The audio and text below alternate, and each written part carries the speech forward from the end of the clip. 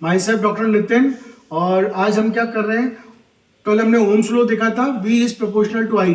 ये वोल्टेज और करंट आते कहाँ से अपने पास में, या तो सेल होगा, या फिर अपने पास में क्या होगा, बैटरी होगी, या फिर क्या होगा अपने पास में ट्रांसफार्मर की कॉरस्पॉन्डिंग जो चीज़ें हैं वो स्टेप डाउन कर कर इलेक्ट्रॉनिक्स बोर्ड के अंदर कम DC वोल्टेज को प्रोवाइड करेगा।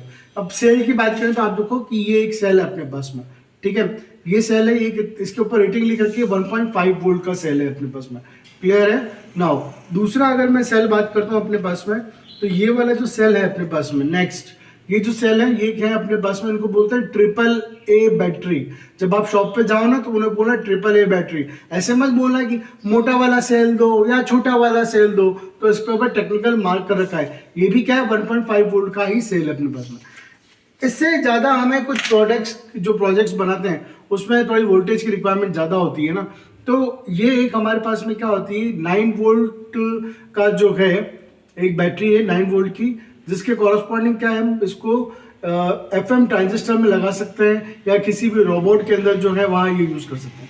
लेकिन मानो ज़्यादा ड्यूरेबिलिटी की रिक्वायरमेंट हो तो ये भी एक हमारे पास में हाई वॉट का चलता है अपने पास में 9 वोल्ट का, और ये तो बिल्कुल इसके ऊपर ही लेबल करके लिख रखा है फॉर ट्रांजिस्टर रिड्यूस के लिए इन्होंने लॉन्च किया था, लेकिन ये अब प्रोजेक्ट्स और उन सब के लिए काम आ रहा है। ये सब क्या हो गई अपने पास में, यूज एंड थ्रो वाली बैटरी हो गई।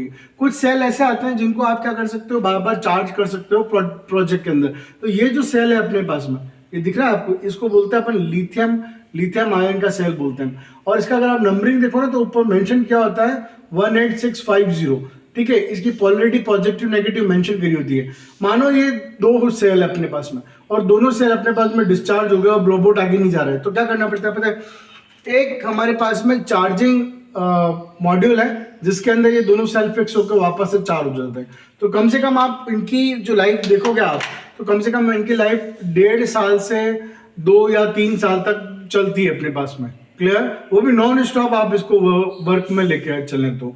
So hope you have understand today the battery जो वोल्टेज कैसे देती है सर्किट के अंदर, उसके बारे में हमने अच्छे से जानकारी ली।